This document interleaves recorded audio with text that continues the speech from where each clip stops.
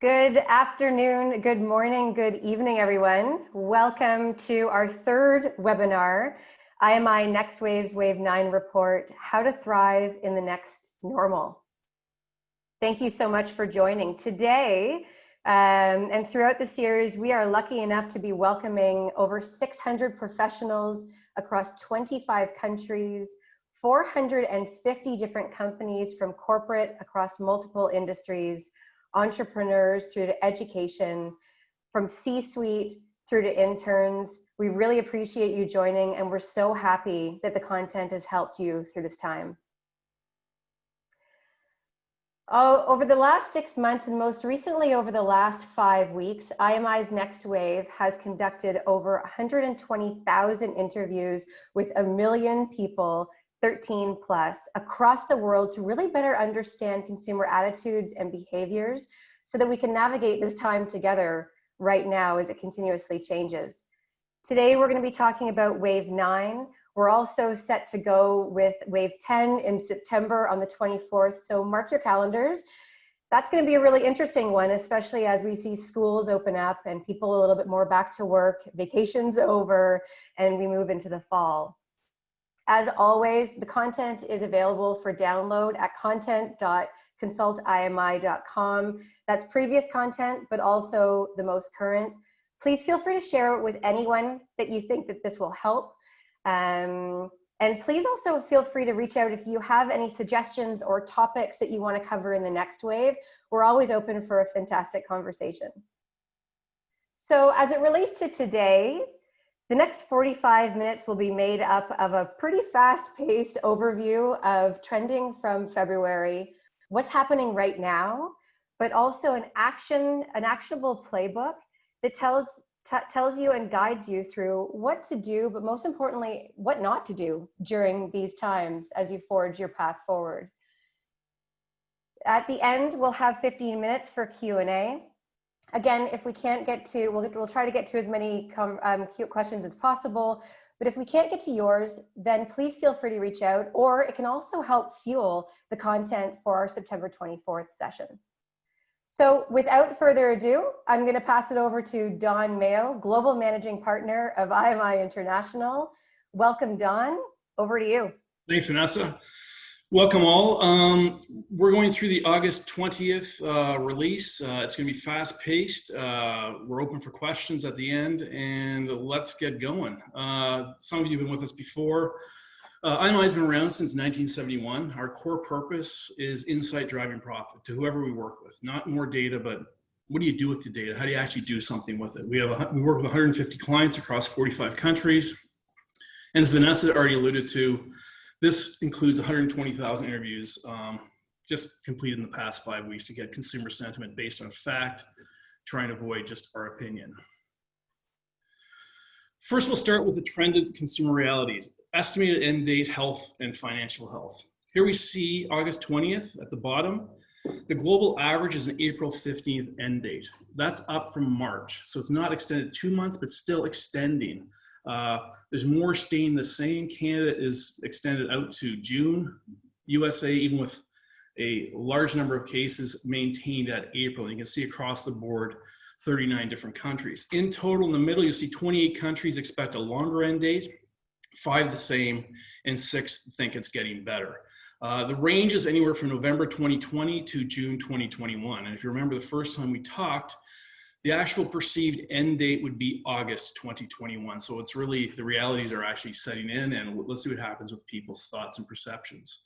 One of the key outcomes is severe personal concern with their health. The most ever, extremely or very concerned. You can see in total a global average of 51%. So half the population is dealing with severe personal health concern, which is the first time in reality where we have whatever, 3.5 billion people having those thoughts. Again, each country is outlined in the middle. You can see it's a lot more stable. It's very high, but stable. It's not getting worse, even though some of the reactions or the realities are there are more cases and fortunately less deaths per day. In summary, April 15th end date, 8 in 10 have some personal health concern, half have severe health concern. Financially, it's stable 6 in 10 have some financial health concern, with 2 in 3 having severe health concern. We're going to monitor that severe financial concern, obviously, going forward as some of the subsidies across the globe decline. How to world reopening in people's words? What are they thinking? How do they feel about schools reopening? How do they feel about universities reopening? How do they feel about some place where work's reopening? How do they feel about sports returning? What's going on with vaccines? We'll look at that right now. So first off, first thoughts and feelings towards kids going back to school. This was just asked across North America. On the positive side, needed, excited, good, ready, essential. You see about a quarter of the people have a positive reaction, but half have a negative reaction. That should not be surprising, given 50% have severe personal health concerns, with scared, concerned, worried, bad, stupid. And you see it's pretty equal across the board. We do have this for other countries as well. We then asked some attitudes. And the attitudes were, I won't send my children back to school. I have concern to tremendous fear, or I have little or no concern. You can see between 8 and 20% will not send their kids back to school currently. That's their current thought. And about 4 to 5 in 10 have concern to a tremendous fear of kids going back to school, with again about that 30% having little or no concern. So it's a big deal. I mean, this September is going to be a big deal. And as Vanessa said, September will be interesting to see how people's change and how this relaunch of school opening goes through. How about adults' sentiment towards returning to offices? The fact is, if you look at this column here is attitude towards you returning to your office. About 2 in 10 say, I won't. They won't send their kids back to school. They won't return to the office at this current time. Even with precautions, that is the type of concern that's out in the marketplace, which is really crucial for employers, for bosses, for people with large staffs to actually consider that. Obviously, retail has no choice but to open. Grocery has been open all the way through. And you see here, 4 in 10 have concern or tremendous fear. So again, you look at 19 plus 30, 6 in 10 people, just like severe personal concern, are concerned about going to the office or going back to school. And 4 in 10 have little or no concern, or are actually excited about it. So that's what's happening in the world with the reopening. Interesting thing we looked at now was who has the most fear? And with, to some people's surprise, we shared this with already, 42% of men are, I won't go back, tremendous fear, are very concerned about going back to the office. And about 35% of women have that same thought. About 2 in 10, again, are not concerned at all. So it's interesting, the males are actually more concerned about going back to the office. So then we asked a question to go, well, in the past month, how many people have you spent an hour or more with that you're not related to? What we see here is men spend a lot more time, even though they have fear, a lot more time with a lot more people, big groups of people. 9% in Canada, more than 50 people, 8% in Canada among females, more than 50 people. On average, 15 people in the past month for Canadian males, 13 people for females. Why is that important? Are people's actions consistent with what's happening? We go to the US now, where obviously cases are spiking or they're flattening, but they're at a heightened level. You can see here, 18% of American males have spent an hour or more with more than 50 people. That's a large number, the largest we've seen across the globe, while only 4% of females. The reality is the average guy in the US, or average American male, has seen 21 people outside their family, the average female, 7 people. And that's cause for concern as far as how long this is going to continue going. Obviously, everyone's waiting for this magic vaccine, but there's a lot that can be done prior to that. So obviously, interactivity with large groups of people is a concern. How to world reopening? We have a bunch of different things reopening. First off, baseball's back. So what's the positive and negative of baseball being back? And the fact is, it's about 1-to-1 positive and negative. Good, happy, great versus stupid, bad, careless. So it's about a quarter. The other 50% really don't care. How about basketball? Basketball in a bubble in Orlando. 32% positive, 16% negative for 2-to-1 positive and negative ratio. We're looking for 4-to-1 if you look at the bottom right corner. So they're in a bubble, obviously better than Major League Baseball. And then we go to hockey. Hockey at 50% positive and 5% negative for 10-to-1. And they're in 2 satellite cities. We hypothesize probably because it's in the Canadian marketplace with a much lower number of cases. And obviously both the NBA and NHL have been very successful in keeping COVID out of their bubbles. Let's go to the biggest issue facing you and your community today. So aided choice. The reality is we're going to focus on social unrest, diversity, and inequality, show what's going on over time. So we started this in June 9th after George Floyd was murdered. And you can see 52% in the US dropped to 37%, but stable between July and August. Canada from 34 to 25, but again, stable. UK, 22 when it started, 21 now, so very stable. Same thing with Australia. The fact is, this is the new normal in the social unrest and Black Lives Matter. The fact is, it's obviously prevalent, it's out there, and it continues to be. The second most important issue is still health, followed by no issue, followed by financial concerns at this point in time. One big section a lot of people have reached out to is what's going on in short-term momentum. We present this every month, and there's still great need, desire to say, what's happening with malls? What's happening with food and beverage? What's happening with travel? So we look here, we start with events. So attending consuming events. We saw before a huge pent-up demand to go and consume live events. Has it increased, decreased? We'll show you some trending over time. So this is June, July, August. The blue bar is August, and you can see every single case has even greater pent-up demand. So once it opens, be ready. I mean, the fact is, can we open it sooner? How can we open it? The fact is there's huge pent-up demand. Even events on the right side of 20,000 or more people are looking forward to getting back to. Live sports events on the far left at 21, concerts 18, live festivals 22. It's fantastic. If you look at charity and community events, very strong. People can't wait to get back active in their community. They miss that factor. Travel obviously had significant issues, continues to have significant issues, but we're looking at the pent-up demand or the demand for it. When we look at traveling by plane, is consistently going up by month from April, which is a big negative, to a big positive at 21%. Cruise is still flat. Even though the odd cruise ship's going out and there's cases on the odd cruise ship, the fact is it's about flat, and stay in hotel is strong at plus 23%. On the right-hand side is the vacations. Family vacation, vacation inside your country, and even vacation outside your country. Huge desire to go out and get away and enjoy. Even though people have been going through in the Northern Hemisphere summertime periods, they still want and need to get away. That means they can't do it tomorrow morning, but it gives an opportunity for travel-related industry to actually allow them to see what is possible so they can plan, they can dream, they can do what's possible. Let's look at purchasing. Purchasing at a grocery store versus shopping malls. Again, there's still increased demand to get into stores. Obviously, we've educated every generation on how to shop online. But we see strong continued intention to grow both in grocery and retail shopping malls, which is positive, obviously, for the retail environment, even though there's been some negative news across the board about people obviously or firms obviously needing to go to business or go into Chapter 11. If we look at restaurants, again, very bullish, very positive. Cafes and bars and clubs, huge increase. Quick service restaurants, family style restaurants, again, positive once you can open to full capacity. And buffet style restaurants, our speculation from the start and always has been, that's going to be an issue not only for today, but probably for the next decade.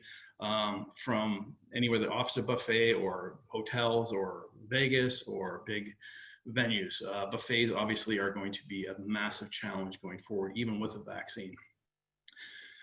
We then went to a section of what people will not do until there's a vaccine to try and get the prior sections on the increase or the intention increase in the future, but they will not do until there's a vaccine. This is global. We do have it by country available. Go to grocery store, 2-3%. Go to standalone store, retail store, 4 to 5%. So if I'm a standalone retail store, I would communicate that. It's a crucial thing. Drive-through restaurant, outdoor patio, super strong. Restaurant delivery service, super strong. Across male, female, 13, 34, 35 plus, does not matter. In your communication, in your visual cues, you need to communicate the safety, openness of whatever you are doing. Now let's look at other food and beverage. Go to a bar or club. 39% will not go till there's a vaccine. Obviously lower among 13 to 34, obviously LDA to 34. Go to a pub, about one quarter. Go to indoor restaurant, about a quarter. Drive-through, 5%, outdoor patio, 5%. So again, if you are a retail establishment, show your independence, show the safety of coming in. If you're in a mall, how do you get into that store without having to go through or talk to or see lots and lots of people? And it does not matter by age. It's the same across the board.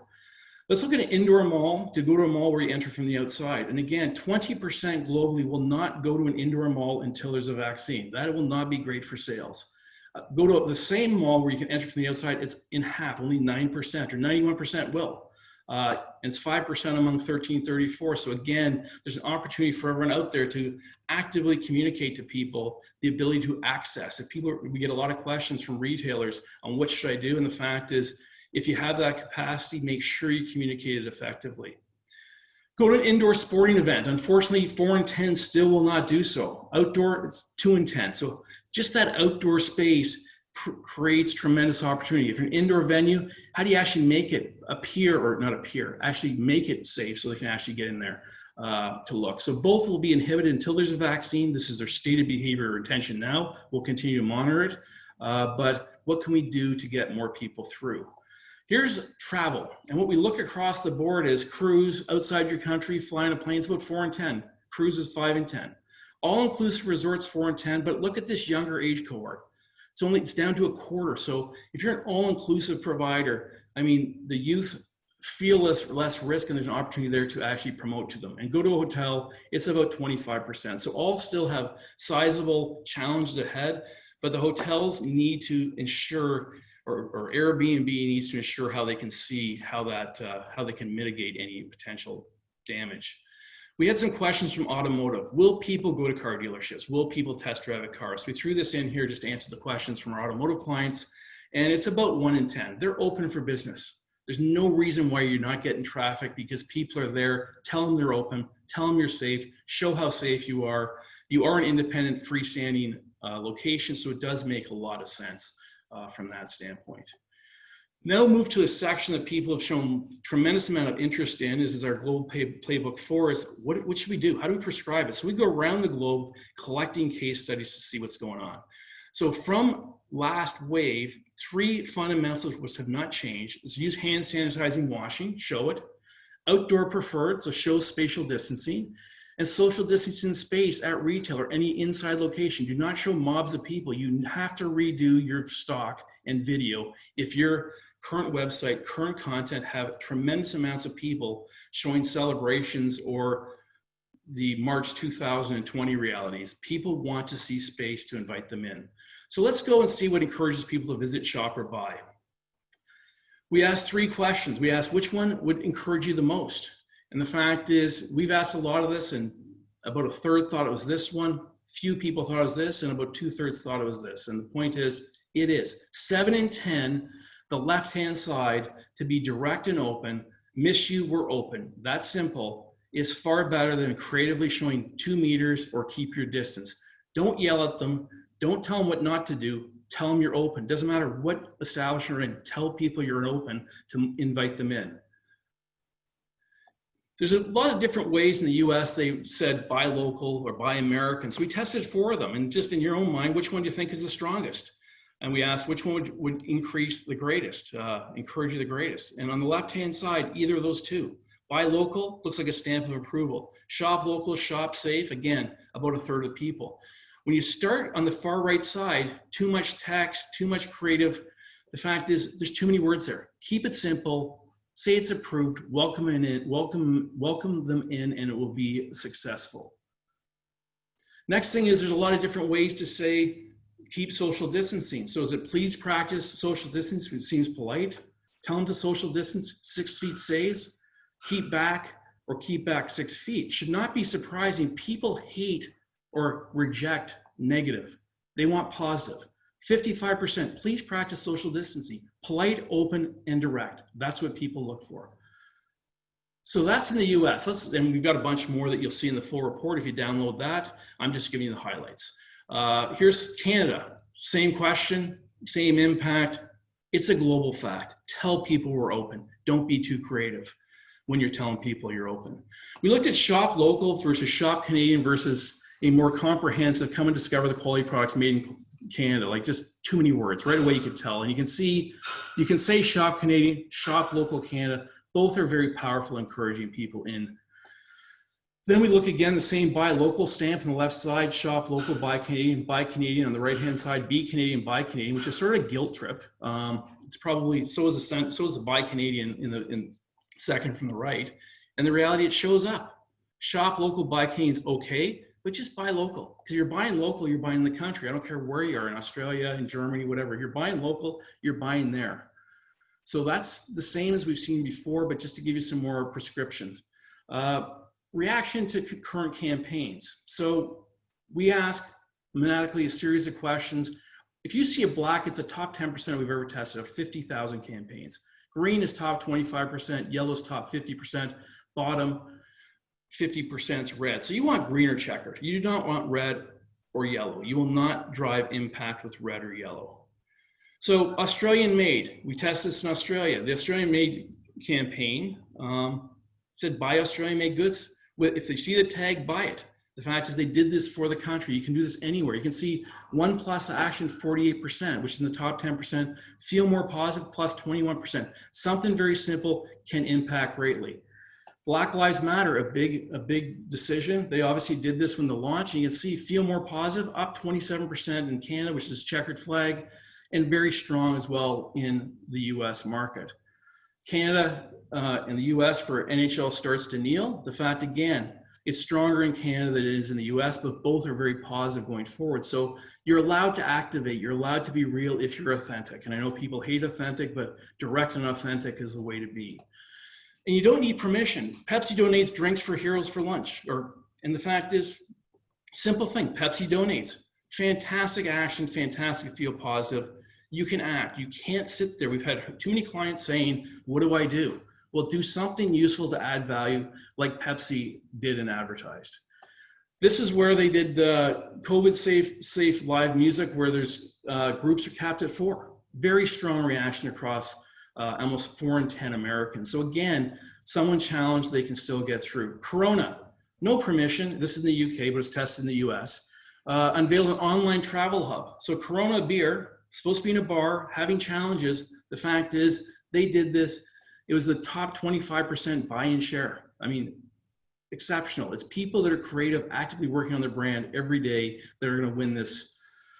So not everything works. It must be relevant, compelling, and better than competition, which we've preached a lot. The point is, we remember this Oreo one from last one. It's marginal, but you'd think that putting an Oreo on your face, that some creative person could come up with a better idea. And again, it did test marginally. How about this one? This was a Brazil campaign. Fanta, the more you screamed, the mouth jumps. It's a game. The fact is, terrible action towards a brand. It's easy to nip these by just common sense, or more importantly, talk to your target market.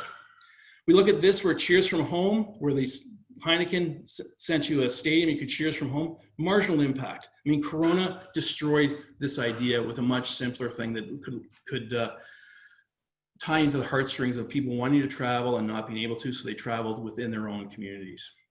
IKEA, great marketer, told you how many steps you were by foot to the store. Very self-serving and marginal response. Interesting, but not going to be relevant, compelling, and better than competition. The last one is Spotify has put up billboards and poster ads around the world that inspired online memes to suggest different playlists. 4% would want to buy or consider. That means 96% did not care. So how much money, time, and energy was spent on that factor to drive subscriptions in and did not work, obviously. I want to turn to responses to questions asked by participants prior to the web. And Vanessa's back. So Vanessa, these questions came in during, after, through? Yeah, so most of the questions here that we're going to go through now, they came in upon registration, and actually some came in from the last webinar. So we're going to go through these first, but Dawn, we do have a number of questions that have also come in within this webinar, and so we'll get to those afterwards. Okay.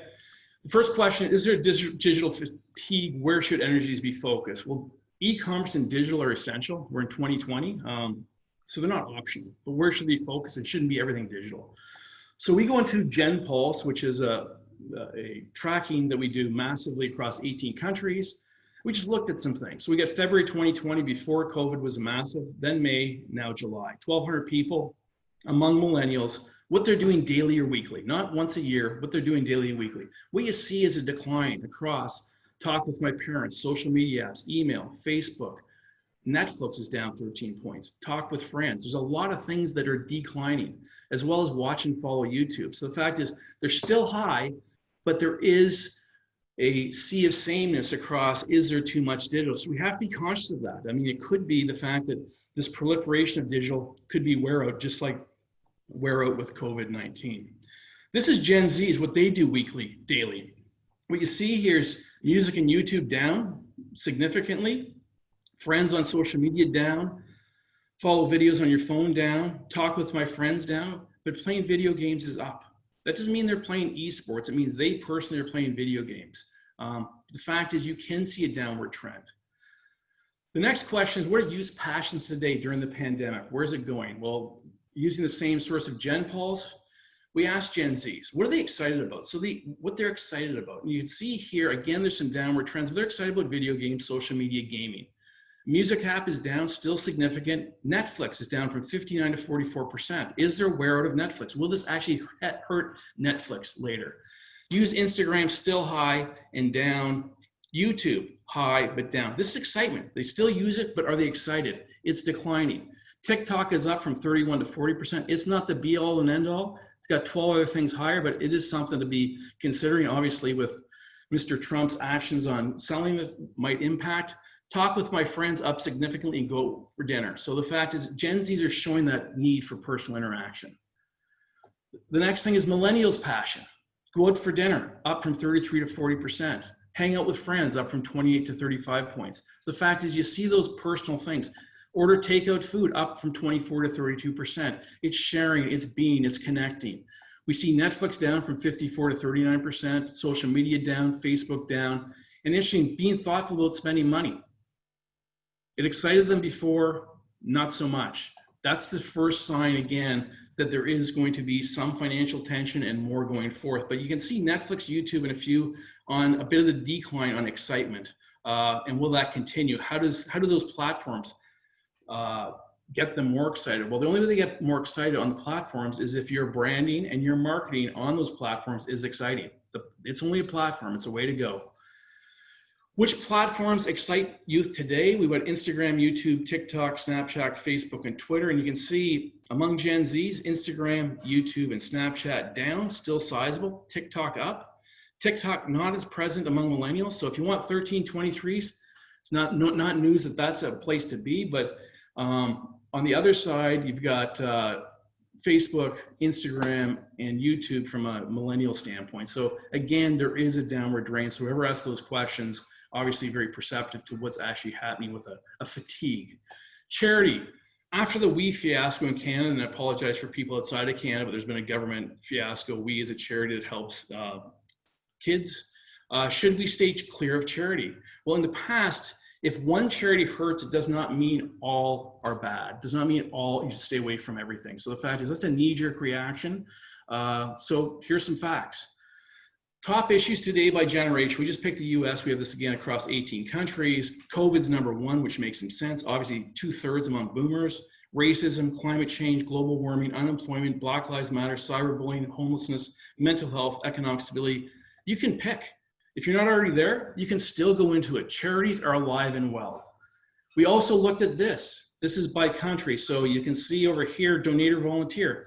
17% net increase or decrease in tension in the future, up 17 points. Donate or volunteer in Canada, up 29. The UK up 33, Australia up 22. It is a good time to be involved in charities. Charities do not rely on each other totally. If you have some bad news someplace, does not mean it's going to carry over. And again, Canada's where it happened. It's still really positive. Community events, when it's over, still really strong in Canada, which is the red bar. So do not stay away from charity. If it's part of your process, do it. There's opportunity there to help. People actually want companies, brands, municipalities, states, and countries to help. We just threw this in for the people who are asking the question in Canada about the charity. Here's what they thought about first thoughts and feelings about We Charity. On the positive side, good, nice, fine, great, ambitious. Over 20% positive. This is open-ended, top of mind. Their first thoughts and feelings. Negative or corrupt, bad, crooks, greed, dishonest. 52% negative. So 1 to 2.5 positive and negative. And the reality is you want it 4 to 1. It's the reverse ratio. So it's in trouble. Another client of ours looked and said, well, how about us? And Kids Help Phone, which helps out children across Canada with mental health issues or depression or anxiety or whatever it may be. You can see here 79% mentioned great things. And this just happened this week, we asked it. So 8 and 10 spontaneous, open-ended, great things. Negative, only 6%. The ratio is 13 to 1. So charities are not done. They're not impacted. If you're strong, if you're a charity or you're involved with a charity, keep going. Be relevant, keep going. What technological innovation should retail be using to survive? And I can't believe how many questions we get about this, but e-commerce. A lot of people were not set up for proper e-commerce. First, number one, our guidebook, compelling products. You don't have a compelling product or service, doesn't matter what you do with technology. E-commerce, number two, best in class customer experience when they actually touch you, whether it's live or virtual. Targeted communication beyond digital to the categories high value customers, and live plus virtual. So it's not just technology. I'm not sure where the question came from, but the fact is, the point is, it's not one or the other, it's live plus virtual. Offer compelling products and be available. And what does your group do other than COVID reporting? I'm gonna spend 2 seconds on this. We get asked a lot, why do you do this? What else do you do? Well, we're a consulting company. We use research to make decisions. This is from the COVID decks. This, we have products. Next Wave is our thought leadership portal that we see what's going on in the trends. University or Uni is the best practices. That's where we do the best practice in the left-hand corner about the hand sanitizing outdoor. Global Pulse is where we test and we actually see, we collect from around the world, we test to see if it actually works. Sponsor Pulse is where we show them, is charity still good? Is charity bad? Which charity is the greatest? What sport's the greatest? What entertainment's the greatest? And then Gen Pulse was the stuff we just went through on the different generations and passion points. So we do a lot of different things to help out. And in summary, what's your challenge? With 50 years at the bottom, we'll find the direction that maximize your ROI through a suite of different products, ad hoc, whatever it might be. So we do a lot more than just COVID. And thanks for putting up with the minute about us, but we thought we'd take the chance to answer that question. So Wave 10 playbook, live September 24th. We're open for business and we'll love to help. We can't spell very well, but we'd love to help. And all reports are available. And if you want to present it to your team, which we're doing actually after this 10 times, we're happy to do so as well. So over to the questions. Okay, great. I think that's business, Don, not business. That's right. I don't think that was a typo. So we do have a number of questions that have come in. One is, will people pay for an environment that it has safety rated in some way? So if you actually have a sign out saying that, we're rated the safest property or the safest environment for you to be in, would that help at all? And specifically when we're looking to engage the vulnerable, so those that are really concerned about getting COVID in a big way right now.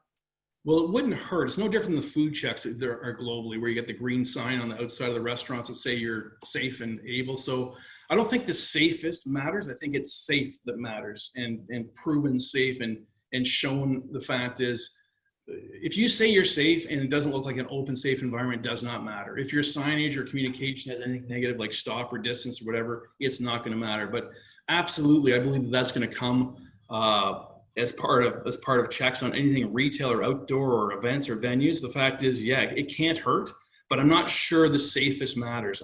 It's a degree of, am I safe is really the question. Yeah, and as you said, it needs to be posed in a positive way versus, a sign saying we are the safest right. in the country right now. Around what generations are doing right now, knowing that people are concerned about their health, what are people doing to proactively bolster their health right now? So do we see any dietary and activity level changes, stress management, prioritizing sleep, maintaining social contact, adopting a dog? We know that there's no dogs available because that is helping with people's mental health right now. And I mean, I know personally that I've seen with Gen Z specifically, they are sleeping more, maybe because they can, but that's also going to help them. they are going outdoors more. That's probably, you know, because they really don't have very much else to do.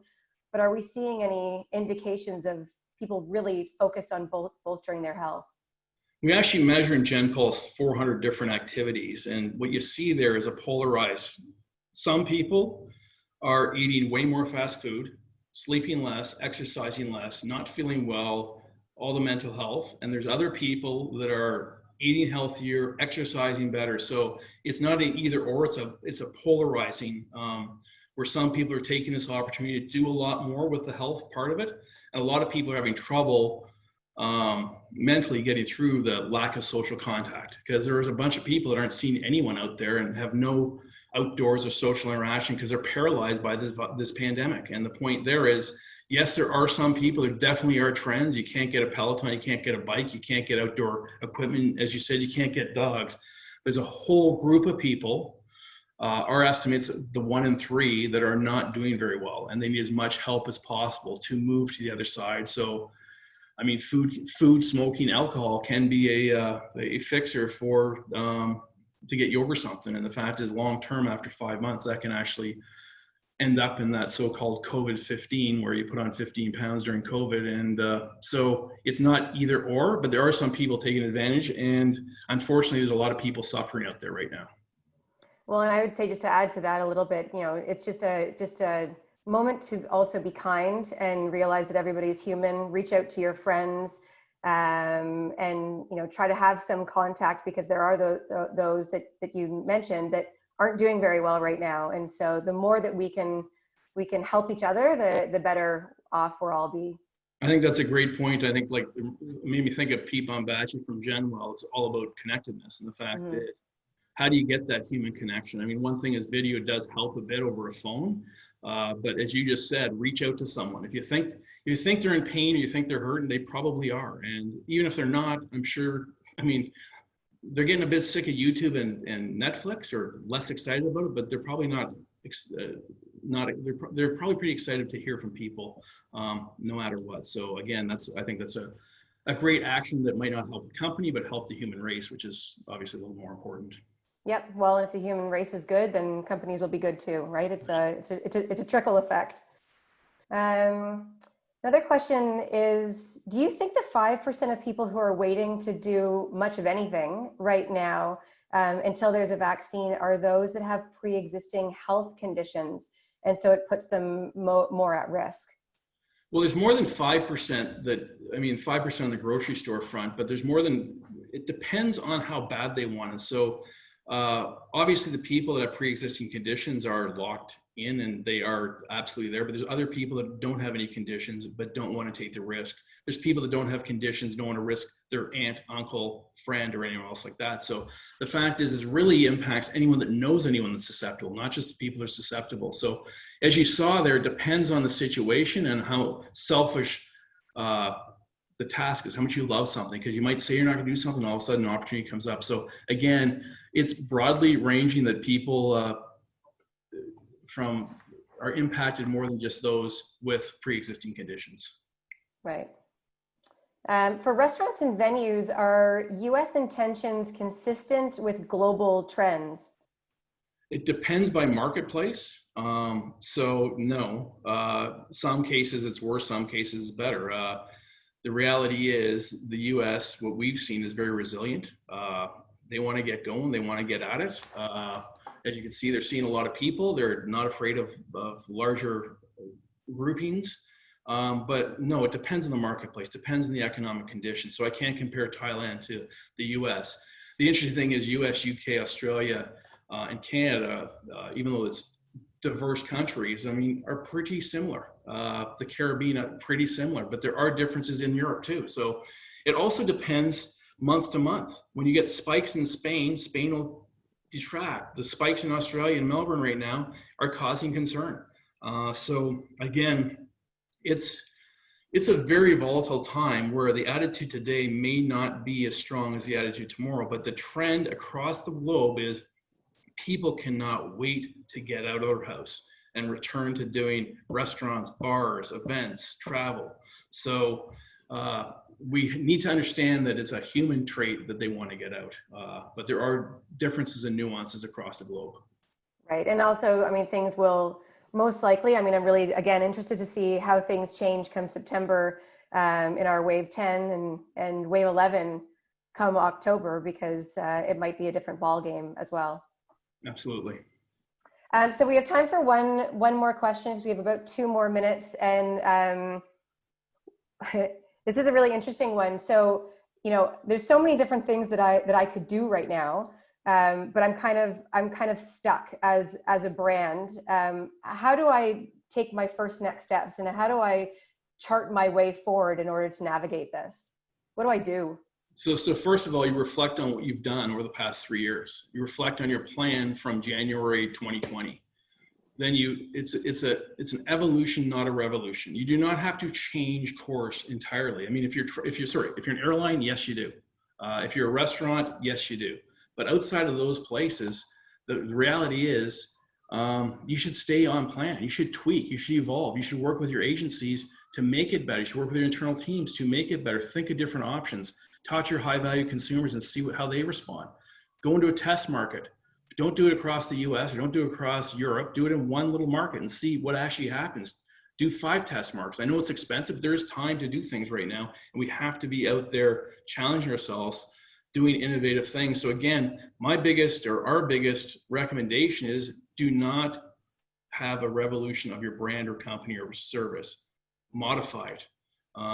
The biggest thing on the retail or the CPG or the retail side is, if you don't have an e-commerce platform by now in 2020, and it's really way far behind, every piece of energy should be put into doing that, not sponsoring TikTok and YouTube and those types of things. Make the customer experience flawless, or they're going to flock. So again, evolution over revolution, stay true, add value, and measure yourself based on, is it relevant, what you're doing?